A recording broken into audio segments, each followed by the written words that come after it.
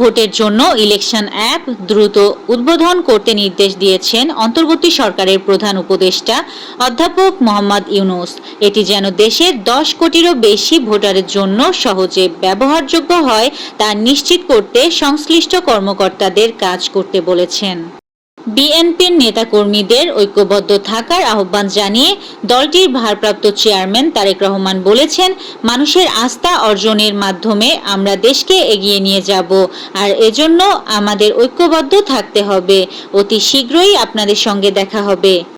বিএনপির স্থায়ী কমিটির সদস্য সালাউদ্দিন আহমেদ বলেছেন, রাষ্ট্র ব্যবস্থা যারা পরিচালনা করবে তাদের মানসিক সংস্কার হওয়া দরকার, জনগণের মানসিক সংস্কার হওয়া দরকার, আমাদের দৃষ্টিভঙ্গির সংস্কার হওয়া দরকার।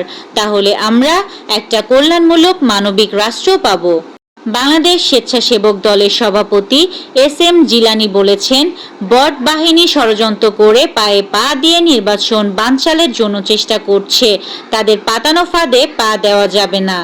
জাহাঙ্গীরনগর বিশ্ববিদ্যালয়ের 17টি আবাসিক হলের কমিটি ঘোষণা করেছে বাংলাদেশ জাতীয়তাবাদী ছাত্রদল। ঘোষিত কমিটিতে রোকেয়া হলের সভাপতি হয়েছেন নিষিদ্ধ ঘোষিত ছাত্রলীগের নেত্রী কাজী মৌসুমী আফরোজ। তিনি বিশ্ববিদ্যালয়ের অর্থনীতি বিভাগের 50তম ব্যাচের শিক্ষার্থী। বিভিন্ন পদমর্যাদার 40 জন পলাতক পুলিশ কর্মকর্তার 78টি বিপিএম ও পিপিএম পদক প্রত্যাহার করা হয়েছে। এই তালিকায় আছেন আলোচিত পুলিশ কর্মকর্তা ঢাকা মহানগর পুলিশের ডিএমপি অতিরিক্ত কমিশনার মোহাম্মদ হারুন অর রশিদ, উপমহাপরিদর্শক ডিআইজি সৈয়দ নুরুল ইসলাম, অতিরিক্ত ডিআইজি বিপ্লব কুমার সরকার। আইন শৃঙ্খলা পরিস্থিতি ভালো, অর্থনীতিও ভালো হয়েছে। আমরা আশা করছি আগামী ফেব্রুয়ারি মাসে একটি সুন্দর নির্বাচন করতে পারব। আমাদের প্রস্তুতি চলছে বলে জানিয়েছেন ধর্ম উপদেষ্টা আ.ফ.ম. খালিদ হোসেন। চলতি বছরের আগস্ট মাসে প্রথম 9 দিনে দেশে প্রবাসী আয় রেমিটেন্স এসেছে 67,51,20,000 মার্কিন ডলার, যা দেশীয় মুদ্রায় দাঁড়ায় 8,246,46,40,000 টাকা।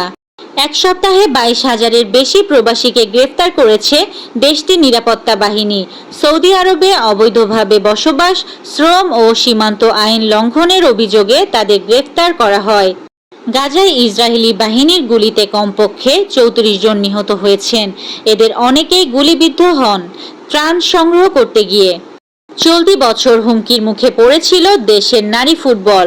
কোচ পিটার বাটলারের বিরুদ্ধে অভিযোগ এনে অবসরের হুমকি দেন 15 নারী ফুটবলার। সেখানে ছিলেন তৎকালীন জাতীয় দলের অধিনায়ক সাবিনা খাতুনও। সেই অচলাবস্থা কাটিয়ে আবারও মাঠে ফেরে নারী ফুটবল। তবে জাতীয় দলে আর ফেরা হয়নি সাবিনার। দেশের ফুটবলে নতুন এক জোয়ার বইছে, যে জোয়ারে ভেসে যাচ্ছে প্রতিপক্ষরা। একের পর এক আসছে সাফল্য। কদিন আগেই প্রথমবারের মতো এএফসি নারী এশিয়ান কাপের মূল পর্বে খেলা নিশ্চিত করেছিল বাংলাদেশি নারী ফুটবল দল। 1 মাস পরেই আবারও এশিয়ান মঞ্চে খেলা নিশ্চিত করল বাংলাদেশের আরেক দল। অনূর্ধ্ব-20 নারী এশিয়ান কাপের মূল পর্বে কোয়ালিফাই করেছে বাংলাদেশ অনূর্ধ্ব-20 নারী ফুটবল দল। এই ছিল আজকের শীর্ষ সংবাদ। ছিলাম আমি ইয়াসমিন আক্তার, সুরমা টিভি 24।